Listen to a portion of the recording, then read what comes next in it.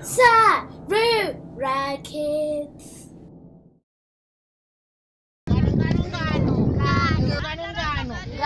Paiva nemumwe murume uyu akanga akarima munda wake wakanga une chibage chakanga chakawanda. Saka makanga mune makudo aigara pai. Makudo anogara pai zviye anogara pai mugomo. Saka akanga akarima munda wake padhuze negomo. Iwe makudo atuya achizoba chibage, ndobva afunga zano rake akati chibage changu chakutopera, ndoda kutema ndivhare munda wangu. Achibva aenda musango kunotema.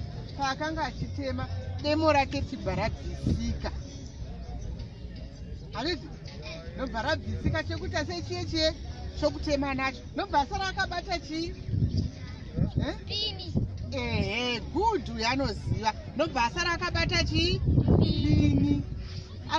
Asara akabata mupini kudaro akati hapachina chandichagarira, zviri nani zvangu ndiende kumba. Achibva aenda kumba.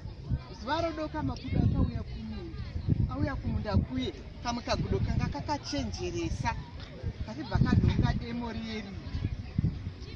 Achibva kaenda naro kakatanga kutambisa demo riye. Chimuromo chedemo chiye kachitambisa, kachikwira muti, kachitema, kachiita sei zvakasiyana siyana.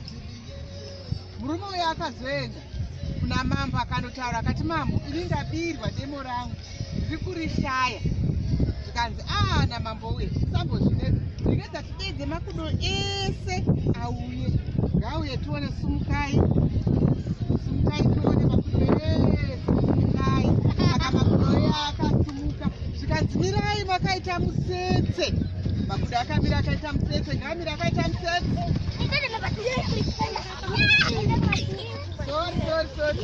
Makudo akamira akaita mutsetse. Zvikanzi munenge muchiti gudo rega richiti chii? Ndiana bademo raishe wedu, ishe wedu atikoka, tigare zvakanaka. Handiti chita tione. Ndiana bademo raishe wedu, ishe wedu atikoka, tigare zvakanaka. Iri gudo harina kudai. Handiti tione. Diana bademo raishe wedu, ishe wedu atikoka, tigare zvakanaka. Ngatiitei pamwe chete. Diana bademo raishe wedu, ishe wedu atikoka, tigare zvakanaka. Saka kagudo kayakanga kabademo kaisa pai? Kaisa muhapwa, kakahwandisa muhapwa. Kabva kasvika manje zvikanzi ngatiitei pamwe chete tese. Ndiana bademo. Kune demo kangati wandisei? Kunovhurika here? Hakuvhurika. Handiti ndiana bademo raishe wedu, ishe wedu atikoka, tigare zvakanaka. Kanzi kuyewo uri kumboita sei kuye usiri kumbosunga?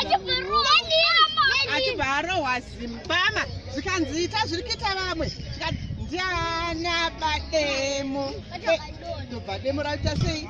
Kubva ratona. Zvikanzi ai taibata mbavha.